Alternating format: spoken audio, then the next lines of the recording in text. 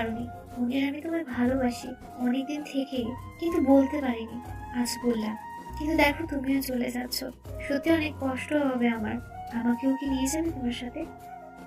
দেখো নিপা, হয়তো আমি একটা চাকরি করেছিলাম আর সেখানেই আমাদের দেখা হয়েছিল, কিন্তু আমি এখন আর চাকরি করছি না। আমার লাইফে সামনে কি আছে এটা আমি নিজেও জানি না। তাই আমি আর তোমায় এখানে জড়িয়ে তোমার জীবনটা নষ্ট করতে চাই না। কিন্তু মনির, প্লিজ, আমায় আর বলিও না। তুমি অনেক ভালো একটা মেয়ে, অনেক ভালো একটা ছেলে পাবে তুমি। আমরা ফ্রেন্ড হয়ে থাকি। কিন্তু আমি তোমায় ভালোবাসি। আমি বাঁচতে পারবো না। আমি চাই না আমার জীবনে কেউ জড়িয়ে তার জীবনটা নষ্ট করুক। তুমি ভালো একটা ছেলে দেখে বিয়ে করো। আমার পক্ষে তোমাকে ভালোবাসাটা সম্ভব না। আমি কি বলতে চেয়েছি তুমি নিশ্চয়ই বুঝতে পেরেছো। আসি আমি। ভালো থেকো তুমি। আমি বিদায় নিয়ে রওনা দিলাম গ্রামের উদ্দেশ্যে। নিপা কান্না করতেছে। এই অবস্থায় ওর কান্না করাটাই স্বাভাবিক, কিন্তু কয়েকদিন গেলে এমনিতেই সব ভালো হয়ে যাবে। কিছুদিনে হয়তো আমার প্রতি ওর আগ্রহটা কমে যাবে, আর আমিও সেটাই চাই। আমি বাসে উঠে বসলাম। আমার শুধু কালকের ঘটনাগুলোই মনে পড়ছে। অনেক দিন থেকে চাকরিটা করছি, একটা মায়া জমে গেছে। যাই হোক, আমাকে সেই মায়া কাটিয়ে উঠতেই হবে। আমি কিছুতেই আর এখানে আসতে চাই না। বাস রওনা দিলাম। আমিও শহরটাকে অচেনা করে যাচ্ছি। কয়েক ঘন্টা পর আমার গ্রামে এসে বাস থামলো। আমি আমার সব জিনিস নিয়ে বাড়িতে গেলাম। বাবা মা আমাকে দেখে অবাক। কি রে বাবা, হঠাৎ চলে এলি যে? তুই তো এই সময় আসিস না। আমি চাকরিটা ছেড়ে দিয়েছি মা। কিন্তু কেন? ওই অফিসে মানুষকে মানুষ মনে করে না, দিনরাত কাজ করে নেয়। আমি আর ওখানে যেতে চাচ্ছি না। ঠিক করেছিস, ছেড়ে দিয়েছিস, কিন্তু তোর শরীরের একই অবস্থা করেছিস। মা, কয়েকদিন থেকে ঠিকভাবে খাওয়া হচ্ছে না, ঘুম হচ্ছে না, তাই একটু। এত অমানুষ ওরা। বাদ দাও তো মা, আমি খুব ক্লান্ত। আমি রেস্ট নেব। আচ্ছা, তুই যা, ফ্রেশ হয়ে নে, আমি খাবার দিচ্ছি।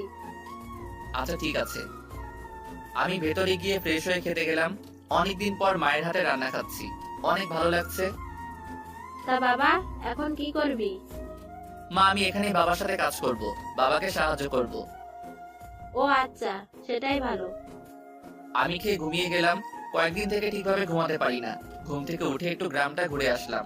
পরদিন থেকে বাবাকে কাজে সাহায্য করতে শুরু করলাম। এভাবেই কয়েকদিন চলে গেল। কিছুদিন পর আমি কাজ করে বাড়িতে আসছি, কিন্তু দূর থেকে দেখলাম একটা গাড়ি আমাদের বাড়ির সামনে থেকে যাচ্ছে, আর গাড়িটাও চেনা চেনা লাগছে। আমি বেশি কিছু না ভেবে বাড়িতে গেলাম। একটা গাড়ি দেখলাম। কে এসেছে মা? তোর স্যার এসেছে। স্যার? কেন স্যার? তোর অফিসের স্যার। কি বললেন উনি? ওনার মেয়ের ব্যবহারের জন্য উনি দুঃখিত। তোকে আবার অফিসে যেতে বলেছে। তুমি কি বললা? আমি বললাম তুই আর যাবি না। ও আচ্ছা। আমি বেশি কথা না বলে ভেতরে গিয়ে ফ্রেশ হলাম। রাতে ফোনটা নিয়ে ফেসবুক চালাচ্ছি। হঠাৎ করে স্যারের ফোন আসলো। কি করি এখন? ফোন ধরলেই অফিস যেতে বলবে আমি নিশ্চিত। না চাইতেও ধরলাম ফোন। আসসালামু আলাইকুম স্যার। ওয়ালাইকুম সালাম। কেমন আছো মনির? জি স্যার, ভালো। মনির, আমি তোমাকে একটা কথা বলবো, তুমি কি রাখবা? কি বলুন স্যার?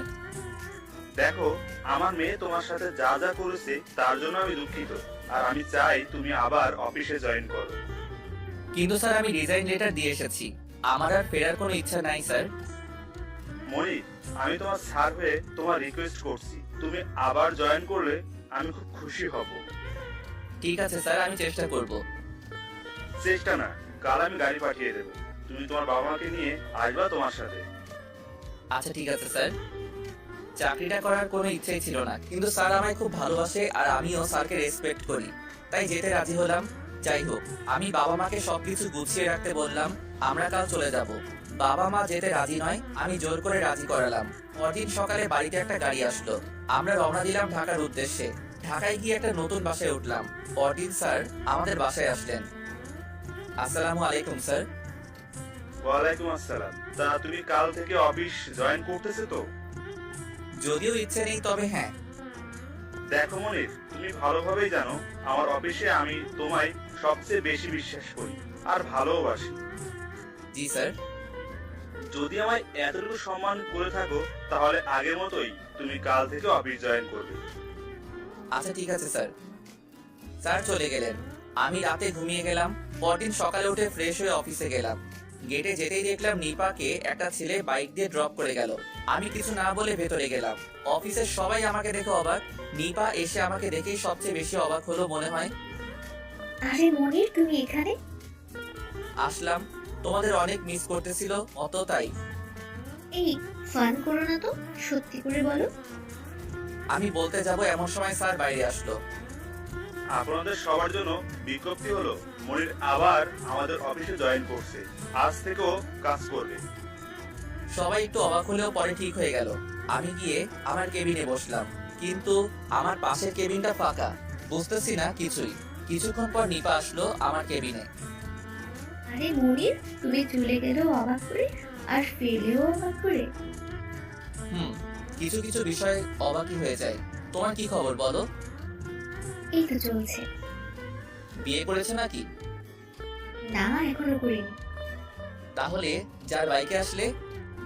ও, ওটা আমার বয়ফ্রেন্ড। ও, এত তাড়াতাড়ি বয়ফ্রেন্ডও হয়ে গেল? কি আর করবো বলো। না ভালো। আচ্ছা নিপা, এই পাশের কেবিনটা কার? ওটা, সেটা সারপ্রাইজ, তুমি দেখলেই বুঝতে পারবে। কিন্তু কে?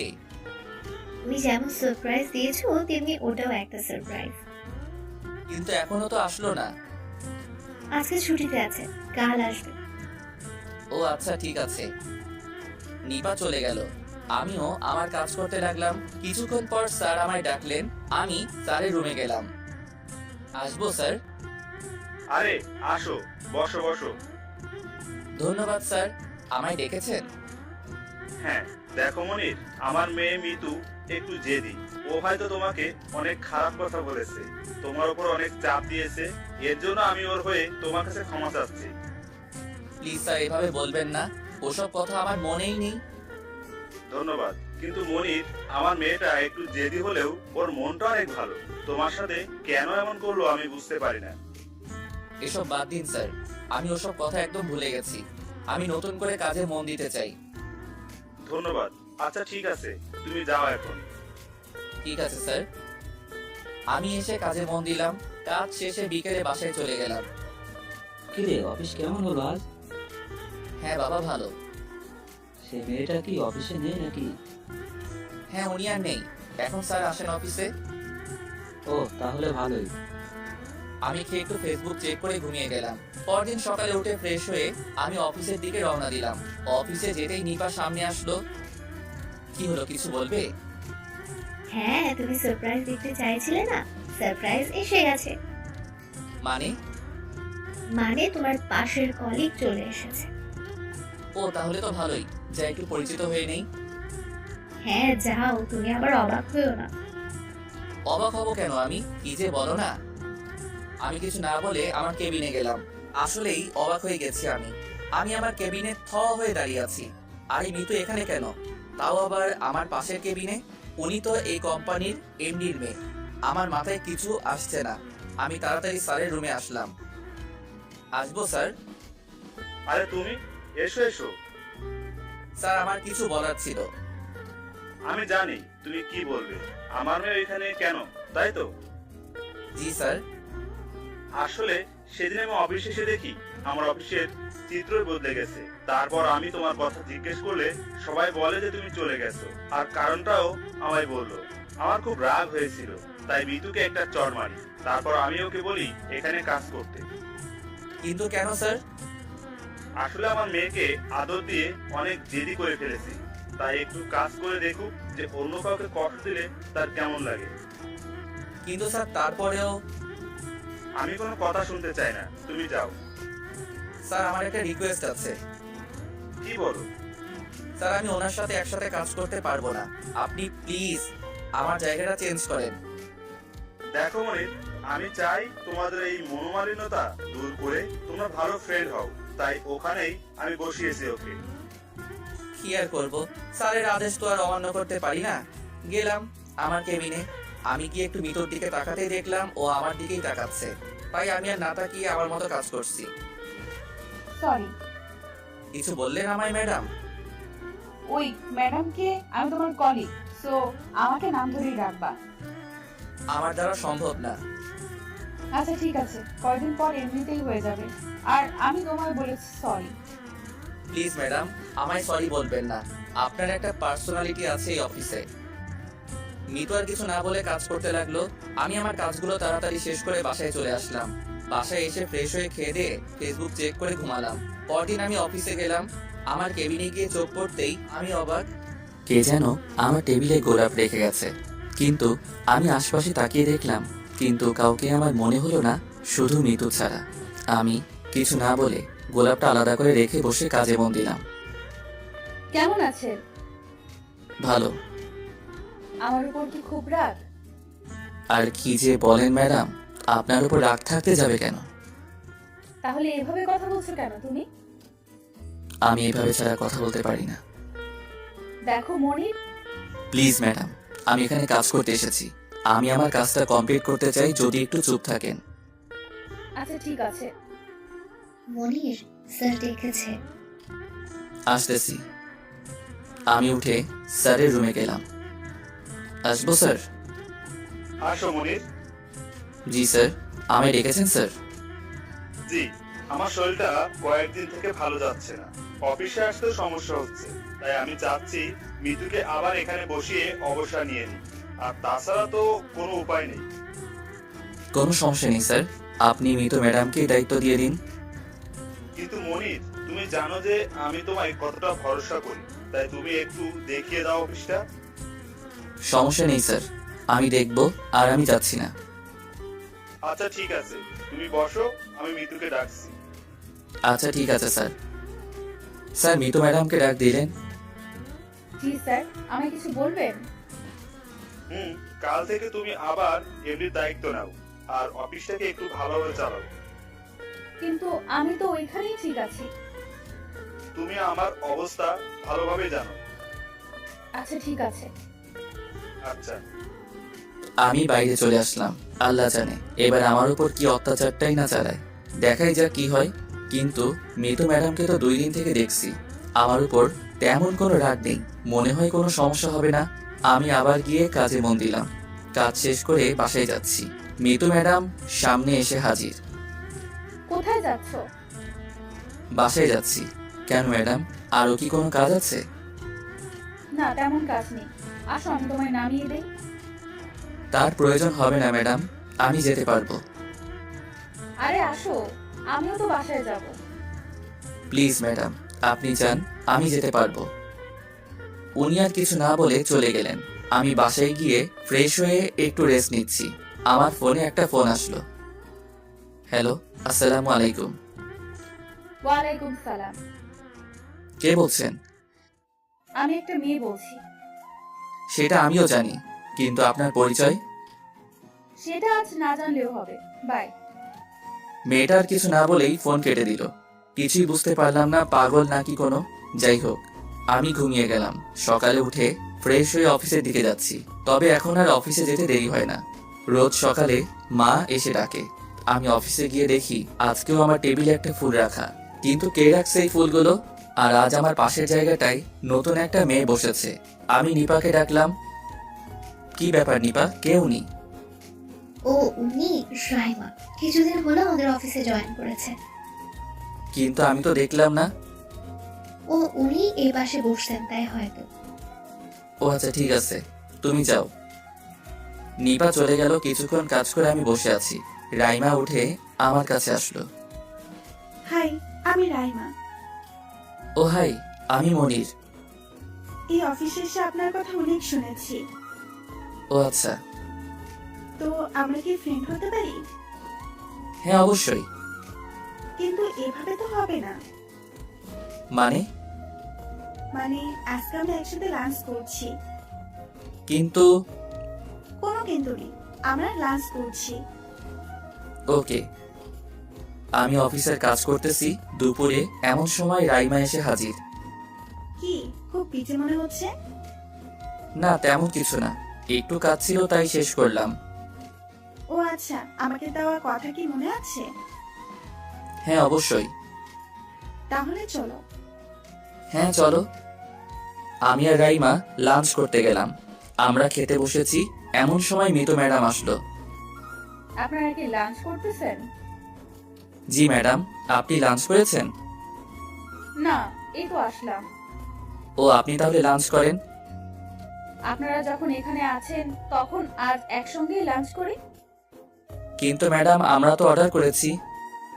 সমস্যা নেই, আমি নতুন করে অর্ডার করছি। আজ আমি খাওয়াবো। ঠিক আছে বসুন। আপনাদের আবার ডিস্টার্ব করলাম না তো? না ম্যাডাম, আমরা লাঞ্চ করে অফিসে আসলাম। মিতু ম্যাডামকে দেখলাম শুধু বারবার আমার দিকেই তাকাচ্ছেন। ওনাকে বোঝা খুব কঠিন। যাই হোক, আমি আমার কাজ করছি।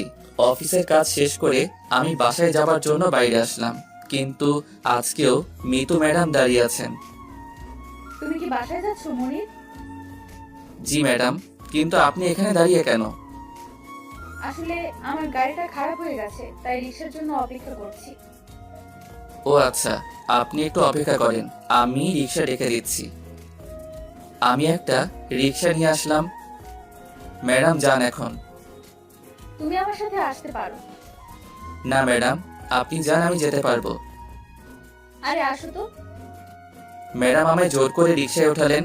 কি আর করার, বসলাম। কিন্তু আমি যতই সরে যাচ্ছি ম্যাডাম ততই চেপে বসছেন। কি গায়ে পড়া মেয়ে রে বাবা! আমার খুব অসুবিধা হচ্ছে, তাই কিছু দূর গিয়ে আমি রিক্সা থামাতে বললাম। কি হলো, রিক্সা থামালে কেন? ম্যাডাম আপনি যান, আমার এখানে একটু কাজ আছে। ও আচ্ছা, ঠিক আছে। ম্যাডাম চলে গেলেন। আমিও একটা রিক্সা নিয়ে বাসায় গেলাম। ফ্রেশ হয়ে শুয়ে ফোন চাপতেছি, আবার সেই নাম্বার থেকে ফোন আসলো। হ্যালো, কে বলছেন? আমি সে যার সাথে কাল কথা বললেন। কিন্তু আপনার পরিচয়টা তো দিলেন না। পরিচয় ছাড়া কি কথা বলা যায় না? দেখুন, আমি অপরিচিত কথা বলি না। ও আচ্ছা, তাহলে ঠিক আছে, অন্য কোনো দিন পরিচয় দেব। আজকে বাই। কিছু বলতে না দিয়েই ফোন কেটে দিল। কিন্তু কে এই মেয়ে যে প্রতিদিন আমায় ফোন দেয়? ফোন রেখে আমি ঘুমিয়ে গেলাম। পরদিন সকালে উঠে ফ্রেশ হয়ে নাস্তা করতে গেলাম। মনির, তোকে একটা কথা বলার ছিল। হ্যাঁ মা, বলো। এভাবে আর কতদিন? আমার তো বয়স হয়ে যাচ্ছে। তুই এবার একটা বিয়ে কর বাবা। মা, আমি এখনই বিয়ের জন্য প্রস্তুত নই। কিন্তু আর কতদিন? আমাদের কি বৌমা নাতি নাতনিদের দেখতে দিবি না? কেন দেখবা না? অবশ্যই দেখবা। তাহলে বিয়ে কর বাবা। আচ্ছা মা, আমি পরে তোমাকে জানাবো। আমি আর কিছু বলতে না দিয়েই চলে আসলাম। আর কিছুক্ষণ থাকলে হয়তো বলেই ফেলতো যে আমরা তোর জন্য একটা মেয়ে পছন্দ করেছি। কিন্তু আমি এখনই বিয়ে করতে চাচ্ছি না। আমি অফিসের দিকে যাচ্ছি, এমন সময় ম্যাডামের গাড়ি এসে আমার পাশে দাঁড়ালো। আরে মনির, অফিস যাচ্ছ? জি ম্যাডাম। আমার গাড়িতে আসো, আমিও তো অফিসেই যাচ্ছি। সমস্যা নেই ম্যাডাম, আমি যেতে পারবো। আরে আসো তো। আমাকে জোর করেই গাড়িতে উঠালেন। কি আর করার, অফিসের বস উনি, তার উপর আবার রাগী। যাচ্ছি অফিসের পথে। মনির, একটা কথা বলি। জি ম্যাডাম, বলেন। তুমি আমায় ক্ষমা করনি আমার ব্যবহারের জন্য, তাই না? কি বলছেন ম্যাডাম? ম্যাডাম, আমি অনেক আগেই ওসব ভুলে গেছি। আসলেই আমি তোমার সাথে অনেক খারাপ ব্যবহার করেছি। প্লিজ আমায় ক্ষমা করো। প্লিজ ম্যাডাম, এসব কথা বলে আর আমায় লজ্জা দেবেন না। আপনি অফিসের বস আর আমি সাধারণ একজন কর্মচারী। আমি কি এসব শুনতে চাইছি তোমার কাছে? ম্যাডাম, এসব কথা বাদ দিন তো। আচ্ছা মনির, আমরা কি ফ্রেন্ড হতে পারি? কি যে বলেন ম্যাডাম, আপনার সাথে কি আমার ফ্রেন্ডশিপ হয়? কেন হবে না? একবার করেই দেখো হয় কিনা। আমাকে কিছু সময় দিন, আমি আগে ভাবি। আচ্ছা তুমি ভাবো। কথা বলতে বলতেই অফিসে চলে আসলাম। আমরা গাড়ি থেকে নামতেই সবাই আমাদের দিকে হা হয়ে তাকিয়ে আছে। হয়তো সবাই ভাবছে যে যার সাথে আমার একটু বলেনি আর তারাই আজ একসাথে আসলো। যা ভাবার ভাবুক। আমি আমার কেবিনে চলে গেলাম। আজকেও একই অবস্থা। আমার টেবিলে ফুল রাখা, ফুলটা নিয়ে রাখলাম। একটু পর রাইমাও এসে বসলো। কি ব্যাপার, শুনেছি আপনাদের দুজনের একটু বন্ধু না? আজ আপনারাই একসাথে? আরে আমি অফিসে আসছিলাম, ম্যাডামের সাথে দেখা রাস্তায়, তাই ওনার গাড়িতেই। ও আচ্ছা, তো আজকে ফ্রি আছেন? না, আজ একটা মিটিং আছে, তাই একটু ব্যস্ত। ও আচ্ছা। আমরা কথা বলছি, এমন সময় ম্যাডাম এসে হাজির।